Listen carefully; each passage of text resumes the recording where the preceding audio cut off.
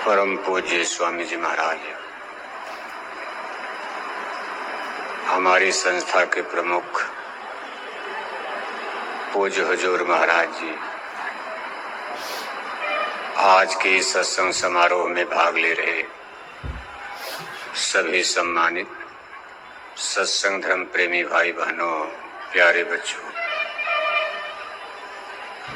परम पूज्य स्वामी जी महाराज की यादगार में ये वार्षिक भंडारे का कार्यक्रम आज अपने समापन की तरफ है। आज 21 मई सन 2024 आज ही की तिथि तारीख में जब परम पूज्य स्वामी जी महाराज 18 मई को इसी आश्रम पर निधाम पधारे, इसी 21 मई को उनके पावन पार्थिव शरीर का इसी समाधि स्थल पर मुखाग्नि दी गई, दाह संस्कार हुआ। पूज्य महाराज जी ने मुखाग्नि दी थी और करीब करीब यही समय था, सायंकाल 5-6 के बीच में। वह दृश्य बड़ा ही करुणादायक, बड़ा ही दुखदाई और कष्टदायी था। चिता जल रही थी, आंखें रो रही थी। लाखों लाख प्रेमी भाई बहनों ने इस समय आंसू बहाया था। देवगण भी विचलित हुए थे। इस समय यहाँ हल्की आंधी आई थी, कितने बांस बल्ली भी गिर गए थे, हल्की बूंदें भी पड़ने लगी थी। यानी वह दृश्य 21 मई सन 2012 सायंकाल 5, 6 और 6 के बीच में अपने आप में बड़ा विचित्र था। परम पूज्य स्वामी जी महाराज तो इस संसार को अलविदा कर गए और अपने पीछे जो कुछ उन्होंने हमको आपको ज्ञान शिक्षा बोध दिया,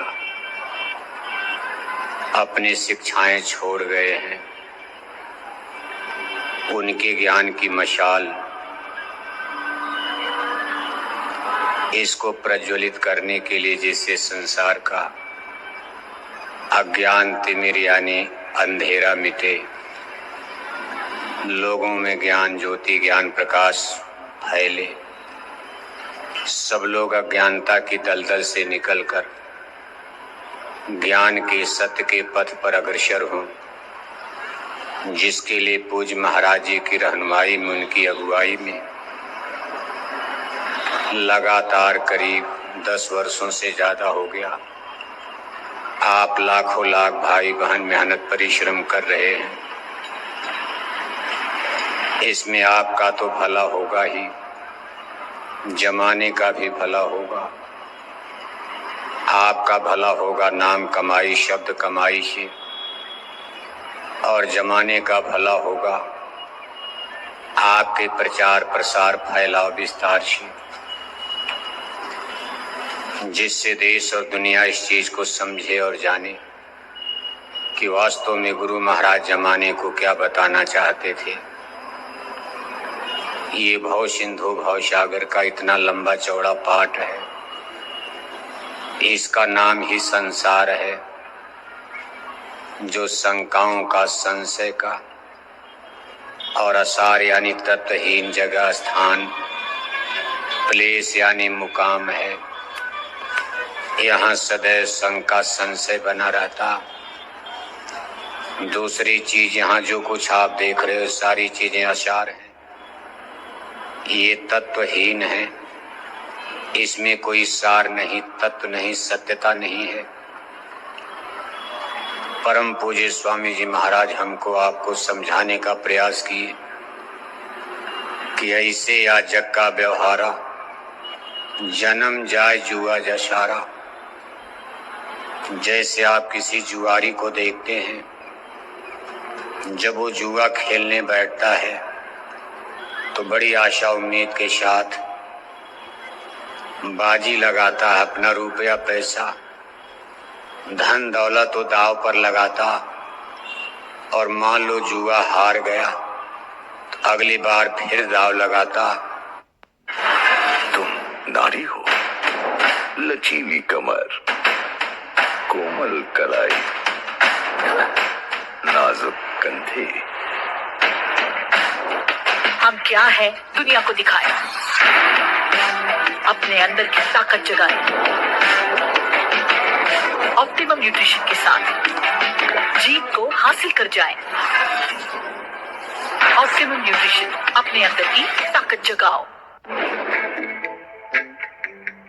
ultimate break with KitKat and Netflix. अगले टेस्ट में फोड़ना है। फोड़ना छोड़ना, इसको मजे से। Have an ultimate break with KitKat and Netflix. Scan the pack to know more. Have a break. Have a KitKat. इसके बाद अपना सामान, घर मकान सब कुछ दाव पर लगा देता, और पता चला सभी दाव हार जाता। अंत में खाली हाथ रोता हुआ, पछताता हुआ घर को वापस लौट जाता। ये दृष्टांत और प्रमाण देते हुए गुरु महाराज समझाने का प्रयास कर रहे कि हम आप जिस असार संसार में रह रहे, ये काल और माया का देश कहा जाता। यहाँ उन्हीं का राज चलता, उनका यहाँ पूरा अधिकार जोर है। उन्होंने चौसर के खेल में अपना दाव लगा रखा। हम आप अपने अनमोल श्वासों की पूंजी को इसी बात को लेकर दाव पर लगाते कि भाई चलो अब की नहीं, थोड़ा और मेहनत कर दिया जाएगा तो सुख मिल जाएगा। चलो गांव में सुख नहीं मिला, गांव का जमीन जायदाद बेचो, चलो शहर में कोठी हवेली बना लिया जाए, शहर में सुख मिलेगा। इसमें 2, 4, 10 साल का समय लगता, लेकिन शहर में भी सुख नहीं मिला। धोती पायजामा में सुख नहीं, चलो सूट बूट टाई कोट में सुख मिल जाएगा। झोपड़ी में सुख नहीं, कोठी में सुख मिलेगा। अब सुख की तलाश में हम अपनी अनमोल श्वासों की पूंजी को दाव पर दाव लगाए जा रहे, और तब तक सामने मौत आकर के खड़ी हो जाती। सब कुछ करा कराया यहीं रह जाता, मिट्टी में मिल जाता। सुख का तो नामो निशान नहीं, और आगे दुख के बादल मडराने लगते मौत के बाद। जे बेचारा कोई नरकों में जा रहा, कोई 84 में जा रहा। महापुरुष कहते इसी तरह से कितनी पीढ़ियां, मानव जाति की अनगिनत पीढ़ियों ने जन्म लिया, और अनगिनत पीढ़ियां इसी सुख की आशा में, उम्मीद में, तलाश में सबने अपने जीवन को दांव पर लगा दिया। राजे महाराजे बादशाह सोचे किला महल बना लेंगे, सुख मिल जाएगा, लेकिन उनका भी जीवन किला महल बनाने में समाप्त हो गया, और वो लोग भी छोड़ करके चले गए। आज उनकी आत्माएं कहाँ भटक रही होंगी, किस कष्ट क्लेश को उठा रहे। ये इस संसार का नियम ही है। इसलिए गुरु महाराज फरमाते हैं कि भैया ऐसा या जग का व्यवहारा, जन्म जाए जुआ जशारा। एक दिन मन और माया के खेल में, काल और माया के देश में उनके सामने सबको हारना ही हारना। जीतता केवल वही है जिसको कोई मुर्शिद कामिल सतगुर मिल जाते।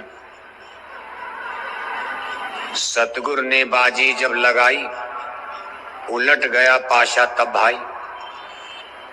काल और माया का ये पाशा अगर कोई उलट सकता है तो सतगुरु ये काल को भी हरा देते हैं, मन को भी हरा देते हैं, माया को भी पराजित कर सकते हैं। बाकी और किसी के ये बस का नहीं बनता।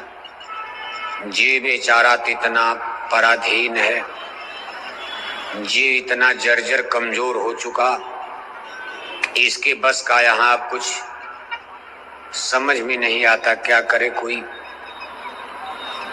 आगे महापुरुष समझाते हैं, संसार की नाशमानता को समझाते हुए कहते हैं कि जहां आप रह रहे हो ये तो केवल 4 दिनों का ही है। हम आप अपनी उम्र 80-90 बरस में जोड़ते हैं, लेकिन महापुरुषों की भाषा में सबका जीवन राजा रंग अमीर गरीब केवल 4 दिन का। जग सराय दिन 4 बशेरा, यामे काहू न काहू केरा। ये हमारा लाइफ, हमारा जीवन गिना गिनाया 4 दिन का। एक दिन जिस दिन माँ के गर्भ से पैदा होता है जीव, बच्चा पैदा हुआ, इसको अबोध अवस्था, ज्ञान अवस्था, शिशु अवस्था कहा जाता। उस समय बच्चे को कोई ज्ञान नहीं, आत्मा तो वही है, लेकिन देखो उसको कोई ज्ञान नहीं रहता। माँ की गोद में टट्टी कर दिया, चारपाई पर टट्टी कर दिया। माताएं कीचन रसोई घर में भोजन बना रही, जा कर के बच्चा किचन में टट्टी कर देता, लेकिन माताएं नाराज नहीं होती। वो जानती हैं कि बच्चा अबोध अवस्था में है, थोड़ा सयाना हो जाएगा, इसका बौद्धिक विकास हो जाएगा, कुछ जानने लगेगा, समझने लगेगा।